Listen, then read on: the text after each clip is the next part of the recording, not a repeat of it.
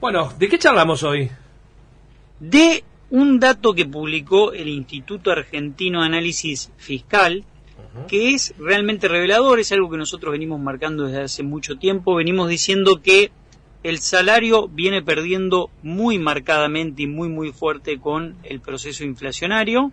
Lo venimos marcando desde hace mucho tiempo, y si bien en algún momento se utiliza la muletilla de, bueno, los salarios ahora están arriba de la inflación, como ha pasado a principios de año o a fines del año pasado, yo siempre digo que hay que mirar la película y no hay que quedarse con la foto. Y cuando uno mira la película y mira qué es lo que pasa mes a mes con el salario y la inflación, el Instituto Argentino de Análisis Fiscal demostró que en los últimos 48 meses los trabajadores del sector formal registrado perdieron 6.3 salarios promedios mensuales, y los trabajadores del sector informal perdieron hasta 10 sueldos en lo que fue la licuación que le produjo la inflación. Y esto se marca porque de los 44 meses que pasaron, 30 meses el salario aumentó menos que el IPC mensual en los trabajadores formales, y en los trabajadores informales 34 meses de los 44 estuvieron los trabajadores informales por debajo de la inflación mensual e interanual. En consecuencia, datos que marcan la realidad económica de un sector muy sensible de la población, que son los trabajadores, sumado al dato del martes, en donde el INDEC publicó que los trabajadores del sector formal tuvieron un aumento interanual del 54% y los trabajadores del sector informal del 40%, estando 13% los trabajadores informales por debajo de los trabajadores formales, ¿no? Bueno, te preocupa la situación. El tema es, ¿cómo mejoramos esto? Ahí está la pregunta, ¿no? Es muy difícil mejorar esto si la inflación sigue en los niveles que hoy estamos teniendo. Se espera un marzo muy calentito y un abril también muy complejo para bajar la inercia inflacionaria. Y segundo, no se puede pensar en que el salario le gane a la inflación, primero sin que la inflación descomprima, cosa que es difícil que ocurra en un contexto complejo como el que estamos viviendo. Y segundo, si no hay un plan económico que marque un rumbo de seguridad para que el empresariado desembarque con inversiones. Y no hablo de las inversiones internacionales, hablo de las inversiones locales, hablo del panadero de la vuelta que nos está escuchando y que piensa si puede pagar salarios, si puede pagar la luz, el alquiler, en vez de estar pensando en comprar una máquina más para duplicar su producción, ¿no? Bien, hoy, digamos, la situación económica nos está apremiando y mucho, la inflación nos está apremiando y mucho. ¿Cómo ves, cuál es tu perspectiva respecto a lo que está sucediendo con el dólar? Que lo tenemos en una leve baja, pero ¿esto se podría seguir manteniendo de esta forma? El dólar tiene un piso que es el dólar solidario. Esto es una realidad. El dólar más las percepciones de ganancias más el impuesto es el dólar piso en el cual la Argentina va a encontrar el dólar blue. Tenés que pensar en un dólar de 190 como dólar piso, y estamos muy cerca de ese valor, a veces lo perforamos ese valor.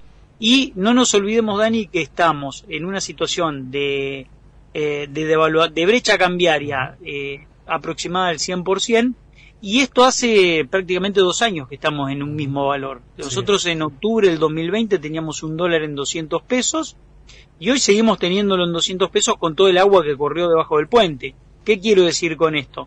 Que es un precio dentro de los que no estamos acostumbrados a ver el dólar, es un precio que ya está empezando a quedar un poquitito atrasado. Estoy hablando del blue, ¿no? Y que aquel que quiere aprovechar una oportunidad la puede aprovechar desde el dólar MEP, porque es un dólar legal el dólar MEP, y pueden comprar dólar MEP. Es un consejo en este contexto, porque lo que suele ocurrir es que cuando vemos que el dólar baja, lo vendemos, y cuando sube lo compramos. Bien. Un tema para que no nos vendan gato por liebre, a ver si estás de acuerdo con lo que te voy a decir. Se está determinando en distintos países una alta inflacionaria muy interesante, un aumento de precios. De hecho, está escandalizado España con un 9,8% en los aumentos. Uno de esos aumentos tiene que ver también con el combustible. Lo mismo está sucediendo en Estados Unidos. Y la inflación, bueno, tiene que ver con la falta de algunos productos de materias primas que están determinados por la guerra Rusia y Ucrania. Pero nosotros tenemos una inflación que muy poco tiene que ver con este tema. Bueno, nosotros tenemos una inercia inflacionaria que es propia, producto de factores, desde el punto de vista técnico se lo dice factores endógenos, internos en nuestro modelo económico, y esa inercia inflacionaria ya venía acelerada por arriba del 50% previo a la guerra. La guerra es un condimento más, es un factor exógeno que va a hacer que nuestro proceso inflacionario este año esté muy por arriba de lo esperado.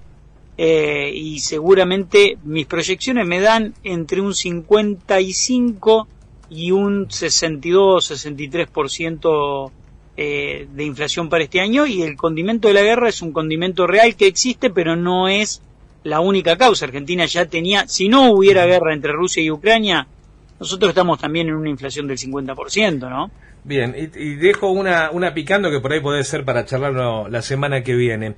En esta escalada de inflación que los Estados Unidos está teniendo, preocupa la situación de cómo invertir, y en este caso la suba de tasas en los Estados Unidos, advierte un riesgo para los países emergentes. En este listado de los países emergentes está la República Argentina, y se está advirtiendo un riesgo respecto a esta suba de tasas en los Estados Unidos. ¿Es así?